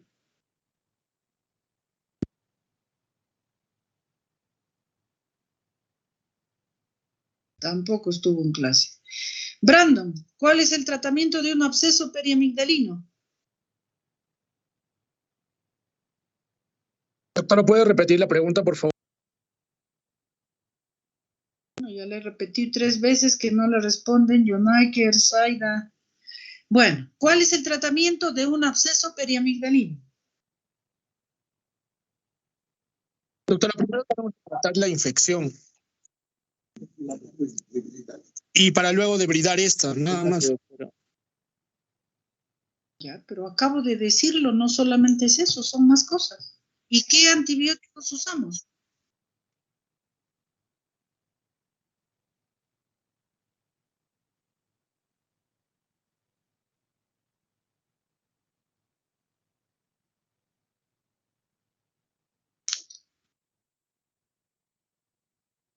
Bueno, no.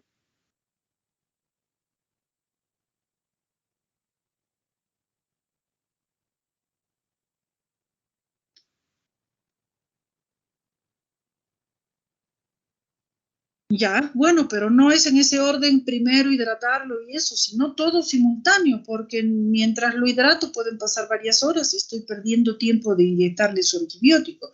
Es todo simultáneamente, ¿ya? Y en el tratamiento, pues siempre tener en cuenta de eso, desde la dieta, desde la hidratación y sobre todo dependiendo del grado de afección. Acabamos de explicarlo, de que el flemón y el absceso es un grado mucho más agresivo, mucho más doloroso, en todo aspecto más molesto, un absceso o flemón periamigdalino en relación a las otras patologías, y por eso también hay que ser mucho más agresivo con el tratamiento. Entonces, Brandon solo le da, ¿qué cosa me ha dicho? Antibióticos y drenaje. Y ahí faltarían sus analgésicos, porque eso duele terriblemente, hidratarlo también al paciente y como dijo vuestra compañera Doris, no solamente un antibiótico, sino incluso una cobertura mucho más amplia de gérmenes, porque estos suelen ser más agresivos y de mayor, incluso mixtos. Muy bien, entonces, a ver, ¿quién más? Nos quedó otro tema pendiente. No.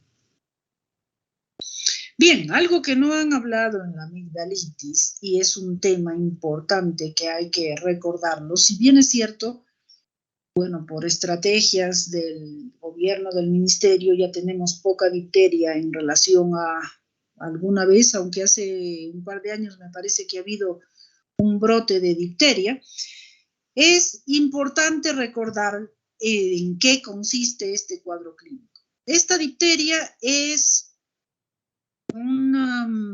germen, un Corynebacterium diphtheriae, un bacilo gram positivo, que fuera de producir el efecto mismo del proceso infeccioso de la bacteria, produce toxinas. Y el tratamiento es, por supuesto, incluso no solo antibióticos, sino también antitoxina, porque la más dañina suelen ser las toxinas. La palabra difteria deriva de la palabra griega que significa cuero. ¿Esto por qué? Porque en su sintomatología, estas pseudomembranas que producen son bastante adheridas y duras y parecen cuero, por eso el nombre de difteria. Su periodo de incubación, de 2 a 5 días, la típica manifestación que produce pseudomembranas medio grisáceas, nacaradas, duras, fibrosas, que están muy adheridas al tejido y se desprenden difícilmente. Otro aspecto importante para diferenciarlo de otras patologías o hacer otros diagnósticos diferenciales es que esta difteria ataca todo el tracto respiratorio, desde la nariz, pasa por la faringe, hipofaringe, incluso pasa a la laringe.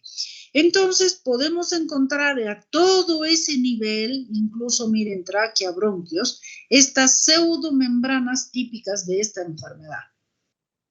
La transmisión es vía respiratoria a través de las gotitas de Pluyel, las vías de la vía respiratoria. Existen lamentablemente portadores sanos. Es una enfermedad con un buen porcentaje, entre 5 a 10% de letalidad, y suele ser más frecuente en los niños, por eso, o en adolescentes. Por eso es que en la etapa de la niñez recibimos pues la famosa DPT, ¿no? D de difteria, P de pertusis y T de tétanos. Pero incluso me parece que ahora último han ampliado, ya no es más componentes para otras enfermedades. Entonces, el cuadro clínico, fiebre, dolor faríngeo, adenopatías, cervicales, submaxilares, astenia, que todo esto podría confundirse con cualquier proceso amigdalar, tanto bacteriano como viral, que han mencionado vuestras compañeras. Estridor, siempre y cuando ya el proceso haya llegado a nivel laringio o traqueal cervical. Insuficiencia respiratoria, porque estas costras que van descendiendo por todo el tracto respiratorio también ocupan un espacio y producen disminución de la luz, que puede llegar incluso hasta la asfixia y la muerte de este paciente. En el examen físico, ¿qué vamos a encontrar? Sobre un lecho eritematoso, estas costras blanquecino-grisáceas duras, muy adheridas al tejido, que se juntan y van formando estas pseudomembranas y van dejando un tejido necrótico. Entonces miren aquí una amígdala con difteria, con esa cobertura de pseudomembranas, y recuerden de que no solamente está circunscrito allí, sino se extiende tanto a toda la vía respiratoria desde la nariz y va descendiendo incluso hasta tráquea y bronquios. Y dependiendo del nivel donde está, por supuesto, va a dar mayor sintomatología. Y la toxina que produce puede producir alteraciones cardíacas, miocarditis, que esta puede ser la causa de muerte, produce neuropatía, parálisis del paladar blando, parálisis de la pared posterior faríngea, incluso de varios grupos de pares craneales, y puede producir también insuficiencia respiratoria. Entonces, en el diagnóstico, tener el cuadro clínico, el antecedente epidemiológico también, si es que este paciente está en una zona bien vacunada, con poco riesgo, o está en una zona pues donde no hay vacuna o no se ha vacunado el paciente y pudiera adquirir la enfermedad. El examen físico, básicamente con esas características que hemos descrito, un lecho eritematoso sobre el cual se forma este tejido como pseudomembranoso blanquecino grisáceo. Podemos hacer un frotis para descubrir a estas Clostridium diphtheriae, se puede hacer un cultivo. En el hemograma vamos a encontrar leucocitosis, desviación izquierda, incluso linfopenia, linfocitosis y las manifestaciones de las toxinas, ¿no? A nivel cardíaco, a nivel del movimiento de la musculatura. Y el tratamiento, pues sintomáticos, vale decir analgésicos, antiinflamatorios para combatir la fiebre, el dolor, principalmente los antibióticos para matar el Clostridium diphtheriae en base a eritromicina o penicilina, claritromicina, dependiendo si existe o no alergia a alguno de ellos, y toxina antidiptérica para combatir los efectos tóxicos que tiene la difteria. La prevención, la famosa vacunación, ¿no? Varias dosis intercaladas de vacuna para la difteria, que generalmente en nuestro país viene asociada con otros, y si es que hubiera la enfermedad, no se olviden la antitoxina y su antibiótico terapia, por supuesto. Muy bien, ¿hasta ahí alguna duda, pregunta? Entonces, saberlo diferenciar en sus diagnósticos diferenciales, ¿no? En esta imagen, por ejemplo, una amígdala normal, pequeña, que está entre el pilar posterior y el pilar anterior, en medio de estos pilares está la amígdala. Esta amígdala puede infectarse, en la cual generalmente hay edema, y si es que hay una sobreinfección bacteriana en este lecho edematoso congestivo, va a estar la secreción purulenta, y en el caso de la difteria, pues estas pseudomembranas. ¿Alguna duda, pregunta, chicos?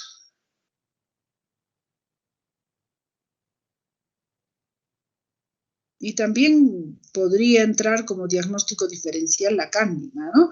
Que da una cosa como una secreción blanquecina, ligeramente adherida también, no tan fuertemente adherida como si lo está en el caso de la difteria.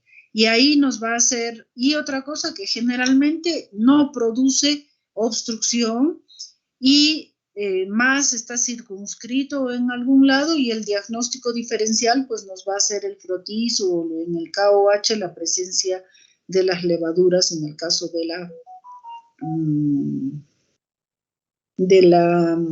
Candida albicans. Bien, ¿dudas, preguntas hasta ahí, chicos? Bueno, creo que ya se fueron, mejor ahí dejamos el tema. Muy bien, entonces continuamos con nuestros temas en la próxima clase y estaremos